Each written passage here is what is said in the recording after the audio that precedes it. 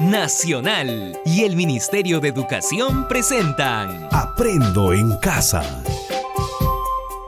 Ministerio de Educación. Gobierno del Perú. El Perú primero. Buenas tardes, bienvenidas y bienvenidos al programa de Aprendo en Casa para familias con niñas y niños con necesidades educativas especiales asociadas a discapacidad o en riesgo de adquirirla. Este programa es producido por el Ministerio de Educación. Soy Ana Cabero, del equipo de la Dirección General de Servicios Educativos Especializados y los acompañaré durante los siguientes 25 minutos. Antes de empezar, quiero contarles que estos meses de cuarentena, estar en casa ha sido un reto muy difícil que hemos afrontado con valentía y podemos salir fortalecidos si no olvidamos las lecciones aprendidas frente al virus del COVID. Ahora que toca salir a la calle, tenemos que tener presente esta nueva convivencia, que implica ser aún más rigurosos con respetar la distancia social de más de 1 metro, usar mascarilla en casa y en la calle, lavarse las manos y si viajamos en transporte público, abrir siempre las ventanas. Cuidándonos, cuidamos a los demás. La salud depende de todos. Los niños y niñas con trastorno del espectro autista, TEA, tienden a repetir palabras o frases que han escuchado con anterioridad, ya sea inmediatamente o transcurrido un tiempo, el cual puede ir desde segundos o minutos después hasta años. Esto se conoce como ecolalia. Pero, ¿por qué se produce y cómo podemos mejorar las habilidades comunicativas de nuestros niños y niñas con TEA? Marilia Vaquerizo Sedano, psicóloga clínica y neuropsicóloga, especialista en trastorno del espectro autista, nos acompañará en la primera parte del programa para responder estas y otras preguntas relacionadas al tema la ecolalia en el trastorno del espectro autista. En la segunda parte del programa, nos acompañará Glenda Oqueso Serrano, docente del Servicio de Apoyo y Asesoramiento para la Atención a las Necesidades Educativas Especiales del CEBE Manuel Duato, del Distrito de Los Olivos. Ella nos comentará su labor en este marco de educación a distancia y los nuevos aprendizajes obtenidos durante la emergencia sanitaria. Hacemos un pequeño corte y regresamos con nuestra primera invitada. Aprendo en Casa. A esta hora del programa nos enlazamos con Marilia Vaquerizo Sedano, psicóloga clínica y neuropsicóloga, especialista en la Dirección de Educación Básica Especial del Ministerio de Educación. Buenas tardes, Marilia. Bienvenida al programa de Aprendo en Casa. Buenas tardes, muchas gracias por la invitación. Marilia, como es de tu conocimiento, el tema que nos convoca hoy es la ecolalia en el trastorno del espectro autista, o TEA. Sabemos que la ecolalia en las niñas y niños con trastorno del espectro autista consiste en la imitación y repetición de frases y sonidos que el niño ha escuchado con anterioridad, ya sea inmediatamente o transcurrido un tiempo, y que puede ir desde segundos o minutos después hasta años. El niño puede repetir algo que le hayan dicho o algo que ha escuchado, ya sea en la televisión, radio, en una canción o en otros momentos. ¿Podrías explicarnos en qué consiste la ecolalia precisamente? Sí, como bien se ha explicado, es la repetición exacta de sonidos, palabras o frases que los niños han escuchado con anterioridad. Y esto también se relaciona con la imitación del tono, del ritmo, de la entonación. Por ejemplo, un niño que ve en la televisión un comercial que le gusta mucho puede repetir las palabras en el mismo tono del comercial.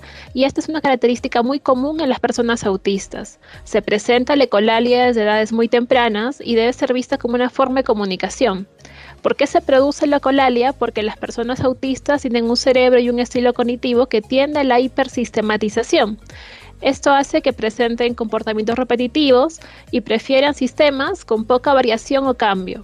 Por ejemplo, les gusta hacer giros en un objeto, hacer girar un objeto repetidas veces, repetir un sonido, una canción constantemente. Esto es lo que explica la ecolalia. Gracias, Marilia. Mira, yo quería comentarte que en mi experiencia con niños con trastorno del espectro autista, siempre he percibido que se ofrece en un determinado contexto, que aquello que van a repetir coincide con alguna situación concreta que se está viviendo. Por ejemplo, el otro día mi niña tiene un compañerito que tiene autismo, ¿no? y justamente se estaba pasando el video en el programa, ¿no?, que estaba comunicando la profesora, y el niño que dijo DreamWorks presenta, ¿no? O sea, era el contexto en el que se estaba planteando, o sea, su ecolalia, el momento en el que él habló, coincidió precisamente con lo que estábamos viviendo en ese momento. ¿Es voluntaria o involuntaria esta repetición? La ecolalia tiene un sentido y no debemos enfocarnos en eliminarla, sino más bien en potenciarla, en entenderla. Entonces, una recomendación para los padres es que investiguen qué está detrás de la ecolalia, por qué el niño dice cierta palabra o repite cierta frase. Puede, por ejemplo, estar pidiendo algo, puede estar contando qué le ha pasado o puede estar expresando molestia o dolor. Recuerdo a un niño de 7 años que repetía constantemente, ¿eres tonto o qué? Y los padres pensaban que estaba refiriéndose a ellos, pero recuerdo que un día llegó con moretones del colegio, investigamos un poco más qué es lo que estaba pasando y dimos con que estaba siendo víctima de agresiones por parte de sus compañeros en el colegio, y ellos eran los que le decían esta frase. Entonces, nuevamente es importante valorar la ecolalia como una forma comunicativa del niño. Precisamente lo que tú acabas de mencionar nos hace preguntarnos si la ecolalia puede ser vista como una señal de comunicación auténtica, como lo mencionabas tú. ¿Y qué significa eso? ¿Qué significa comunicación auténtica? En niños con trastorno del espectro autista o condiciones del espectro autista puede darse problemas de comunicación, a veces no desarrolla lenguaje verbal y utilizan diferentes formas de comunicarse. La ecolalia es una muestra de que hay una intención comunicativa, de que el niño quiere comunicarse pero no sabe cómo exactamente. Entonces, por ello mismo es importante potenciarla, aprovechar esta intención comunicativa para enseñarla a comunicarse de una forma más adecuada. Marilia, ¿nos podrías brindar algunas pautas para ayudar a las familias a favorecer la comunicación con los niños y niñas con TEA? Si el niño no ha desarrollado lenguaje verbal o tiene un lenguaje mínimo, es muy importante darle la posibilidad de comunicarse a través de imágenes. Ellos tienen un pensamiento visual más desarrollado a veces que el pensamiento verbal.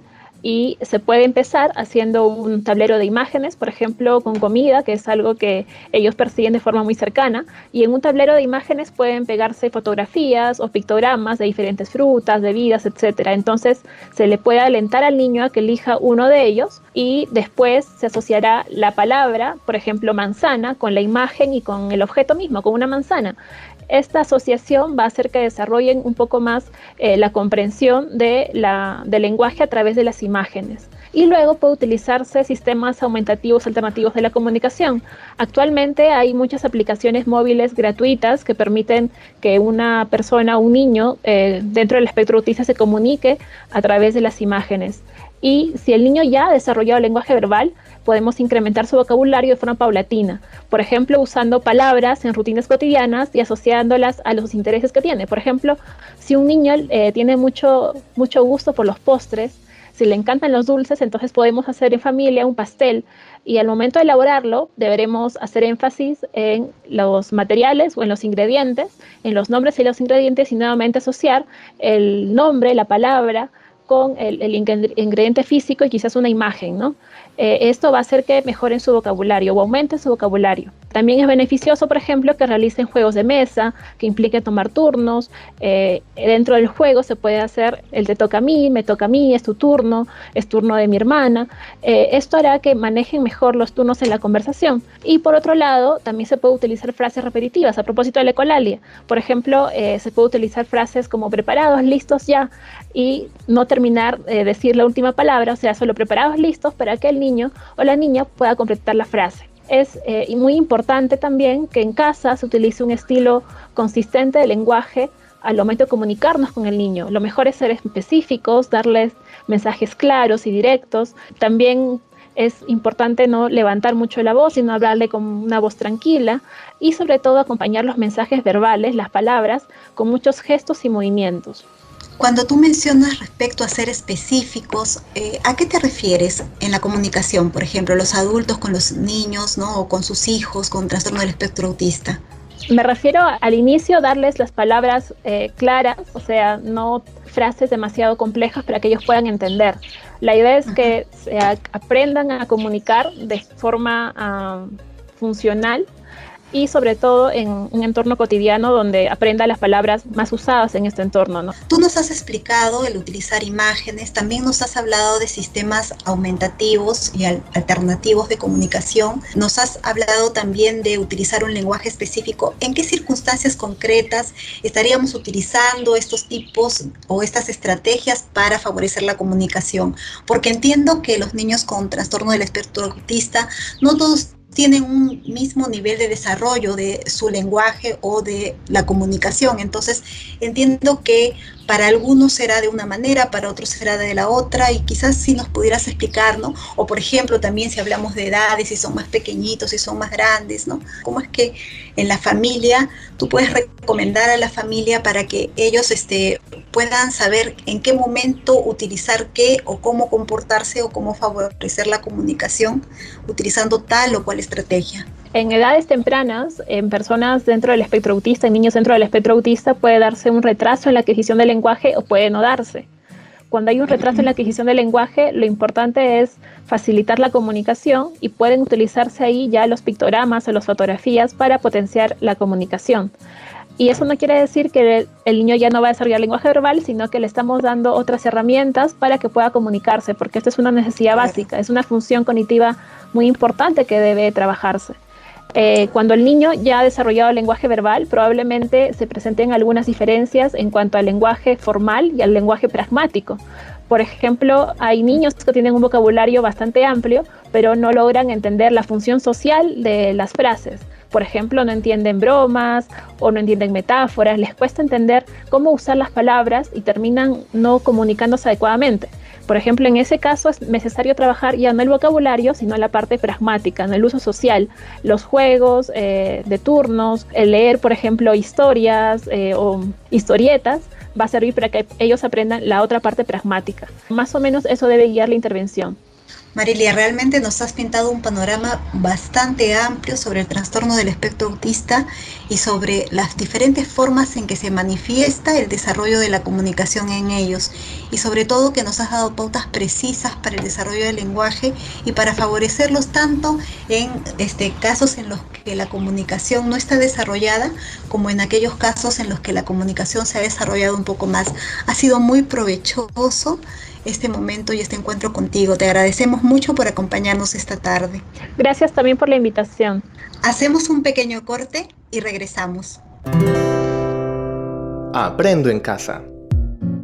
En esta parte del programa nos acompaña Glenda Oqueso Serrano, docente SANE del Centro de Educación Básica Especial Manuel Duato del Distrito de Los Olivos en Lima.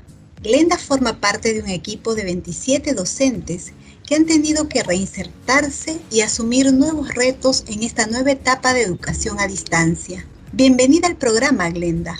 Muchas gracias por la invitación. Es un gusto poder compartir con ustedes. Para todos ya es conocida la importante labor que realiza el SANE en relación con el asesoramiento y apoyo que reciben las instituciones educativas para atender las necesidades educativas especiales de niñas, niños, adolescentes y jóvenes con discapacidad. Somos conocedores de los grandes esfuerzos que realizan los equipos SANE para cumplir su rol y llegar a la mayor cantidad de estudiantes con discapacidad. En este nuevo contexto, entiendo, se les ha presentado mayores desafíos. Coméntanos, ¿cómo es que se organizan? ¿De qué manera es que trabajan con estos docentes, con estos directores? ¿Ustedes tienen cuántas instituciones educativas a cargo? Aproximadamente 70 instituciones. Y entre sí. docentes, ¿con cuántos docentes trabajan? Estamos con aproximadamente llegando a 300 estudiantes incluidos, pero como ves la realidad nos gustaría llegar a más. Hay demanda además docentes. Claro. No ahora, los 300 estudiantes que están en las aulas, ¿no? En las escuelas regulares, ¿no? ¿Son todos los estudiantes que están o ustedes solamente abarcan esos 300 estudiantes que están en las instituciones educativas? ¿Llegan efectivamente a ellos? Llegamos a ellos. Cada docente tiene una carga de mínimo 20 estudiantes. Ni más, cada una cobertura 3 hasta 5 instituciones educativas inclusivas. Pero así no nos damos abasto. Tú como docente SANE, ¿Cuántos estudiantes tienes? Cuéntanos cómo es que desarrollas tus acciones, cómo es que trabajas con ellos. 24 estudiantes incluidos, 3 instituciones inclusivas. Saludo desde acá a cada una de las directoras y de los docentes en varios niveles, desde el nivel inicial, primaria y secundaria. Cada una de las directoras y docentes comprometidos con la educación inclusiva, porque cuando uno se le cita para estas guías o para estas actividades que estamos programando, ya sea por videollamada o videoconferencia, lo hacemos fuera del horario laboral. No te miento, 7 de la noche, 8 de la noche hasta 9:30 de la noche, días feriados o sábados y domingos, para que ellas puedan tener, o los docentes puedan tener su espacio para la atención a cada uno de sus estudiantes. Fuera de ello, entonces vemos el grado de compromiso de los docentes. Disponen más allá de su tiempo, contestan, en mi caso son seguimiento y orientación a través de lo que son llamadas, a través de WhatsApp, a través de Zoom, Skype, o pueda conectarse el docente y se hace esas orientaciones y esas sugerencias con ella misma, construyendo estas adaptaciones que puedan ajustarse y darse en su planificación que ellas tienen semanal, ¿no?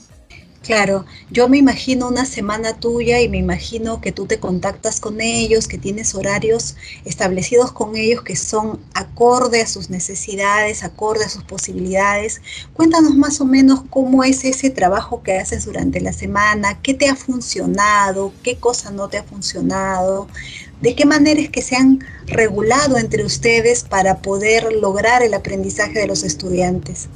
Yo siempre les digo a los docentes y a los directores, estamos también nosotros evaluándonos formativamente. Entre comillas, de esos errores vamos mejorando y vamos mejorando nuestra práctica pedagógica, que es lo que se quiere.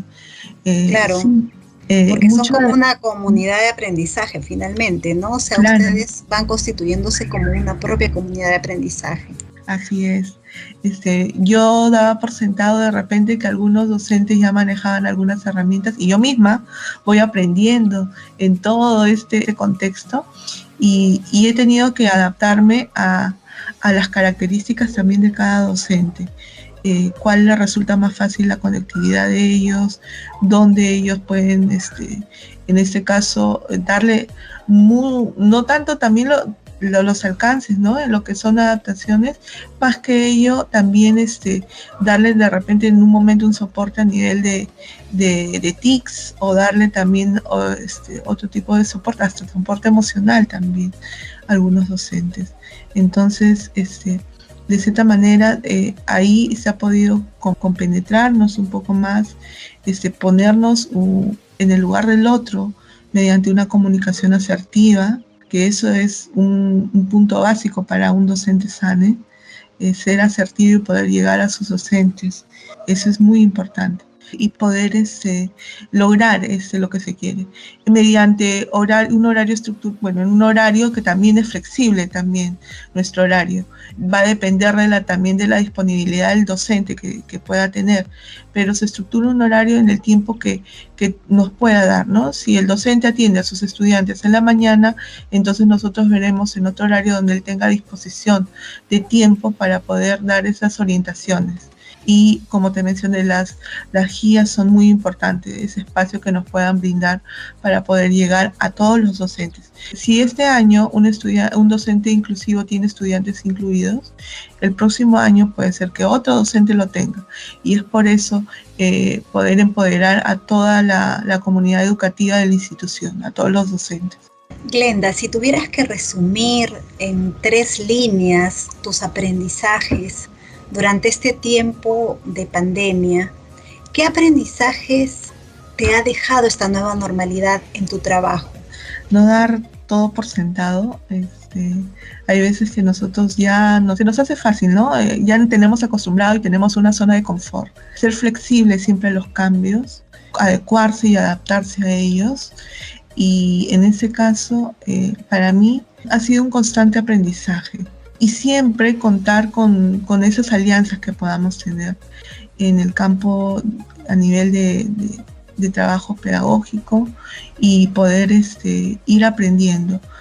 Vamos aprendiendo durante toda nuestra vida y es importante añadirnos a esos cambios, ser flexible en ellos.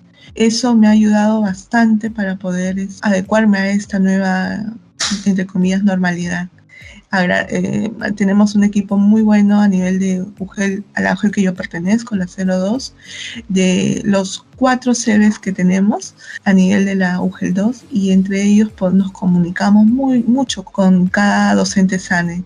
Cada uno tiene una realidad diferente, está contextualizado, ¿no? a donde ellos pertenecen, que son RIMAC, Tahuantinsuyo, San Martín, y en el caso de nosotros de Los Olivos.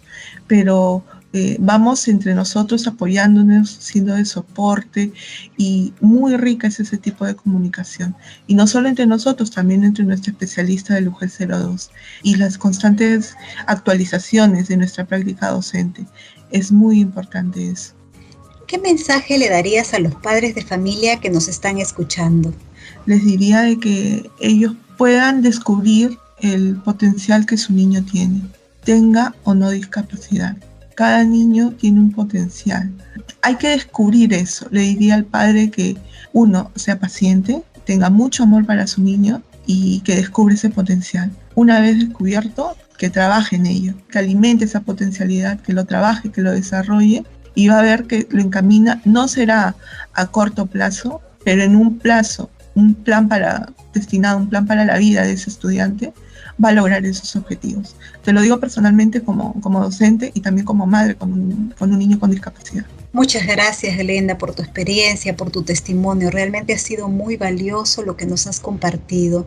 Desde toda esta mirada global del trabajo que realiza un docente SANE con sus dimensiones de trabajo, familia, comunidad, docentes, directivos, ¿no?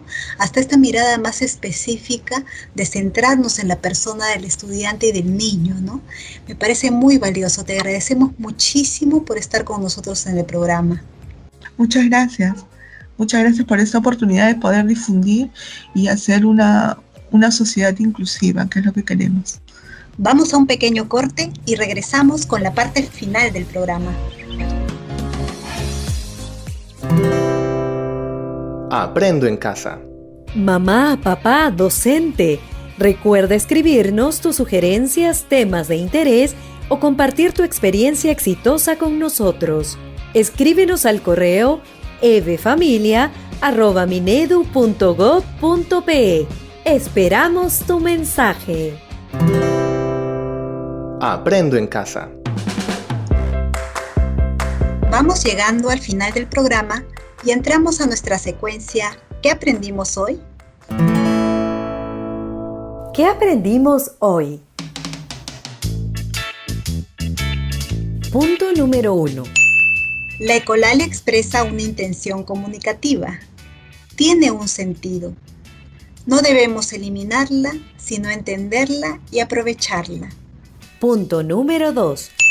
Los niños con trastorno del espectro autista tienden a comunicarse mejor a través de imágenes. Debemos utilizar las imágenes al mismo tiempo que nos comunicamos o realizamos actividades con ellos, para que el niño o niña asocie la imagen con la actividad o el mensaje. Punto número 3.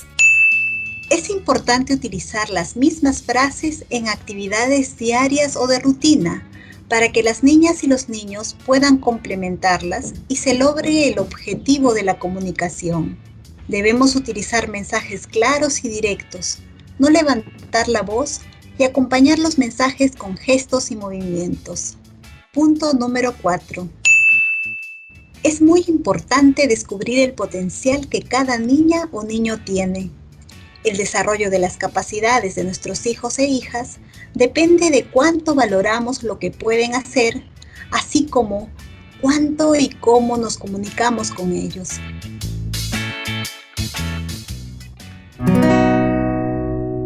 Hasta aquí, ¿qué aprendimos hoy?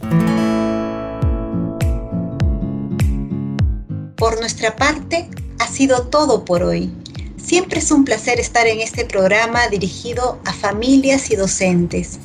Los esperamos en una próxima edición. Buenas tardes.